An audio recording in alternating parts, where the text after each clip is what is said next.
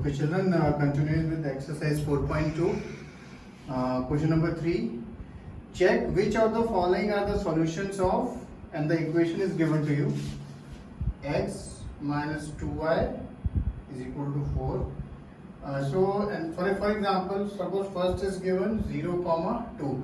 So what you have to do, whatever value of x and y is given, that you have to substitute it here and check whether LHS is equal to RHS. For example, instead of x you will write 0, instead of y you will write 2, and this is 4 here of course. So minus 2 into 2 is minus 4, and this is not equal to 4, therefore this is not a solution.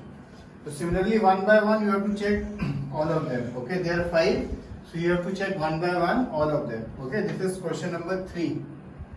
The next question is question number 4. Find the value of k. Find the value of k if x is equal to 2, y is equal to 1 is a solution of this equation, and this equation is given 2x plus 3y is equal to k, and it is given if x equal to 2 and y equal to 1 is a solution. So all you have to do, just put this value of x here and y here, and whatever the value of k comes, that is our answer. Okay, so understood these two questions? This is exercise 4.2, question number 3 and question number 4. Now, before we move ahead, a couple of things I want to tell you. The other day when we discussed, suppose you plot these points, you get if points are given and you plot these points.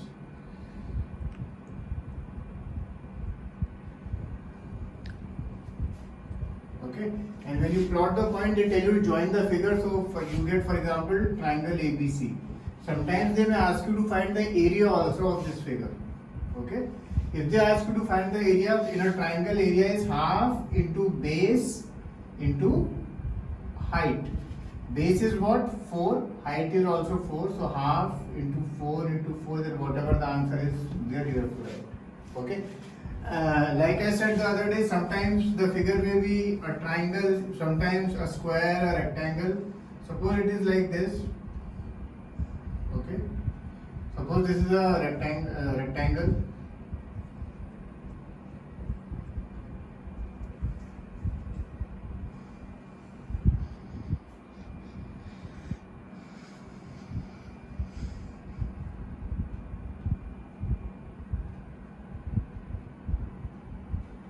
Okay, so the area of a rectangle is length into breadth.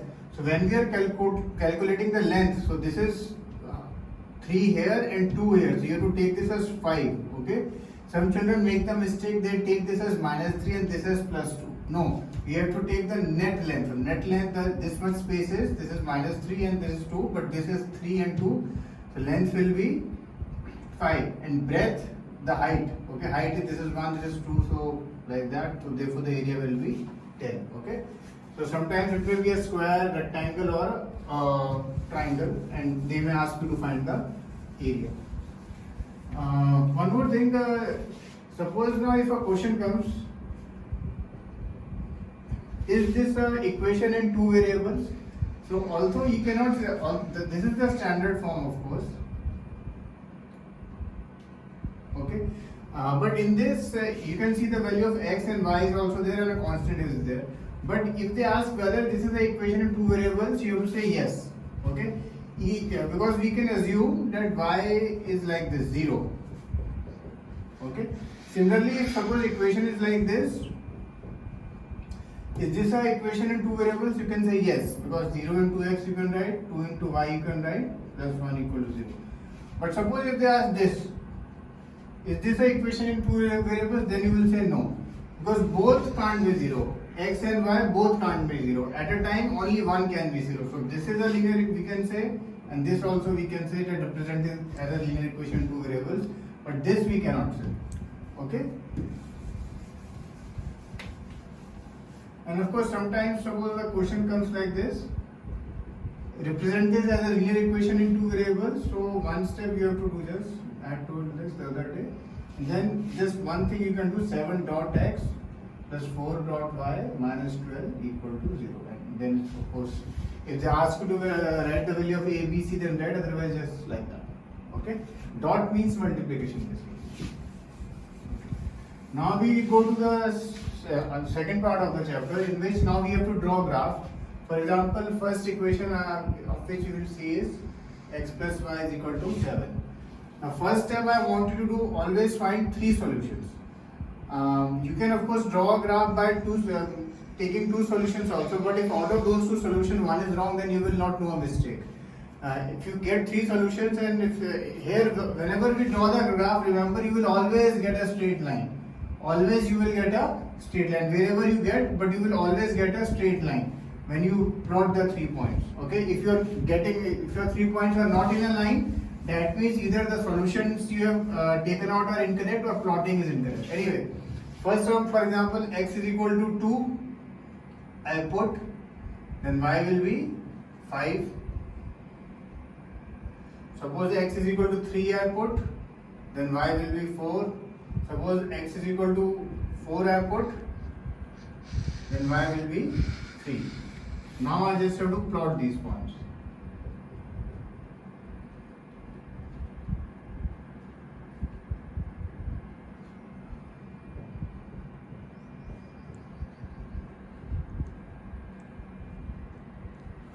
x2, y5, x2, y5, x3, y4, x3, y4, x4, y3, x4, y3, and then I'll just draw a line through. Okay, and once you draw the line, you just have to write over here whatever the equation it was. Okay, so in all these sums, whenever you are plotting, you will get the 3 points in a straight line. Okay, and you will be able to draw a line through them. Suppose 1 point I am getting here and the 2 points are over here, that means either the plotting is incorrect, or when you have calculated the value, then there is some mistake is there. For calculation, you can easily check. For example, like you put x2, y5, so 2 plus 5, 7, 7 equal to 7. x3, y4, 3 plus 4, 7 equal to 7. x4, y3, 4 plus 3, 7 equal to 7. Suppose if I had calculated x3 and y8, and if I put there x3, y8, so 3 plus 8 is what? 11, and it will not match. Okay, so you can correct your mistake easily just by putting the values whatever you have calculated. And second, of course, if the values are correct, then the second thing you have to check is the plotting, if you have made some mistake in the plotting. We'll just do one more example like this. For suppose it is 2x minus y equal to 3.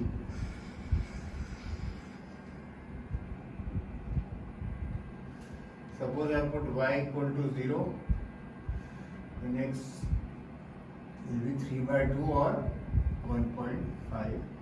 Suppose y equal to 1, it will go, so therefore x will be 2. Suppose I put y equal to 3, then x will go over there. And now I just write them here. X by 0, then 1.5, y 1, then x 2, and then y 3, and x is also 3. And if I check all these 3 points, if I suppose 2 and 1, 2 if I put 2 to the 4, 4 minus 1, 3, 3 equal to 3. So I can check my points also. Okay, and now you will just plot them. And when you plot them, you will always get them in a straight line. Straight line can be anywhere, here, wherever it is. It can be anywhere, but it will always get a straight line. Okay. So using this, I will give you a few sums in which you just have to draw these graphs. Basically, this is first sum of exercise 4.3. Okay. Now moving ahead, I just want to discuss the last part of the chapter 1 of science. We were on page number 9 and we were at evaporation. Now, what is the difference between evaporation and boiling? Okay, boiling, when we give heat to the liquid, okay, when we give it heat, then it turns into vapor form. But evaporation occurs naturally. It occurs below the boiling point also. For example, suppose if some of you may be helping your parents when they are drying the clothes, you put them on a wire, okay?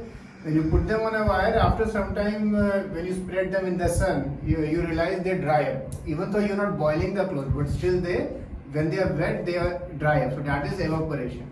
Now, of course, there are many factors which affect evaporation.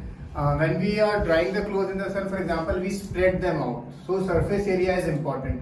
If sometimes you are drinking milk or tea, it is very hot, so you put them in a saucer and you just cool it, you know. So surface area is important. Secondly, if it is raining, on a rainy season, the clothes will not dry very quickly. They will take time. So humidity in the air is an important factor. Sunlight is a factor, and then of course the wind. Okay, if it's windy, if the wind is blowing, then the clothes generally dry faster.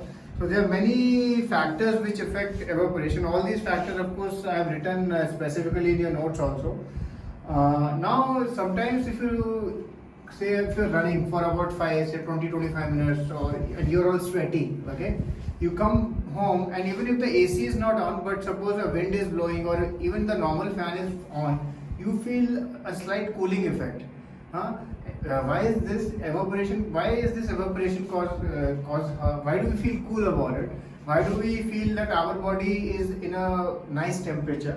The reason that happens is because whenever the liquid evaporates from our body, it takes heat from the surrounding, and when it takes heat from the surroundings, we tend to feel cool. For example, it's written, how does evaporation cause cooling? The liquid keeps evaporating. The particles of liquid absorb energy from the surroundings to regain energy lost during evaporation. This absorption of energy from the surroundings makes the surroundings cool. In fact, many times especially during the summer season, we are advised to wear cotton clothes. Why are we advised to wear cotton clothes? Because cotton clothes are good absorber for sweat, and then they expose it to the atmosphere for drying out. Similarly, you must have noticed if when it is very very hot, okay, if it is very hot, so therefore you must have seen some people if they don't have ACs, so what they do, they take some water and throw it over their roof, okay, just sort of in a spraying fashion they put it on the roof. Why do they do that? So that when that water evaporates, it makes the surrounding cool. Similarly, there is this another question: why do we see water droplets on the outer surface of a glass containing ice cold water? Let us take some ice cold water in a tumbler. Soon we will see water droplets on the outer surface of the tumbler. The water vapor present in the air, on coming in contact with the cold glass of water, loses energy and gets converted into liquid state, which we see as water droplets. Right now we will start discussing the 5 questions on page 10. Now many times the questions which I have given to you in notes, and some of the questions in the textbook, they will overlap, means they will be the same, so you don't have to write them again, okay? So when I give as homework, suppose these 5 questions, out of these questions, for example, question number 5 is, what type of clothes should we wear in summer? That you have already written in your notes, so that question you don't have to write again. Similarly, why does your palm feel cold when we put some acetone or petrol or perfume on it? That also question is already done in the notes, so you don't have to do it twice. Now we will discuss the first question. Why does a desert cooler cool better on a hot, dry day? Now, although most of you must be having ACs, but some of you must be having coolers also. Now, if it is raining outside or it is humid outside, then the cooler does not cool very much. Okay, it's not very effective. And why it's not effective? In cooler we have to fill water. There is a tank and we fill water in it. And only when the rate of evaporation of water is better, then only it causes cooling. So during on a hot dry day, the rate of evaporation of water from the tank will be better, due to which it will give more cooling. Okay, if it was a humid day or a day in which sunlight is not there, that will not happen. Second question is, how does the water in an earthen pot become cool during summer? You must have, although most of you have fridges, but some of you may have those earthen pots, okay, a matka it is called. And when you pour water inside it, then after some time you see it is magically cold. Why is the water cold? That is a mystery. But the thing is that earthen pot has small pores, okay, and water evaporates through these pores, making the surrounding water cool. Okay, through these pores, minute pores, the water evaporates, okay, and makes the surrounding water cool. And of course, question number 4 is very self-explanatory. Why are we able to sip hot tea or milk faster from a saucer rather than a cup? On a when you suppose you're drinking, say, from this bottle, then it is the surface area is very little. But if I pour this liquid in a plate, okay, the surface area increases, and as the surface area increases, therefore I am able to drink the water easily or tea easily. Now we will just have a look on page 12. The first two questions. Convert the following temperatures to the Celsius scale. So we have to use this Tk is equal to Tc plus 273. Okay, you have to use this formula. Similarly, question number 2 also you have to use this formula. Convert the following temperatures into Kelvin scale. Okay, and the last question which we are discussing today is now question number 3. Give reasons for the following observations. Naphthalene balls disappear with time without leaving any solid. What happens to those naphthalene balls? As we discussed, they sublime. Okay, they go directly from solid to gaseous state.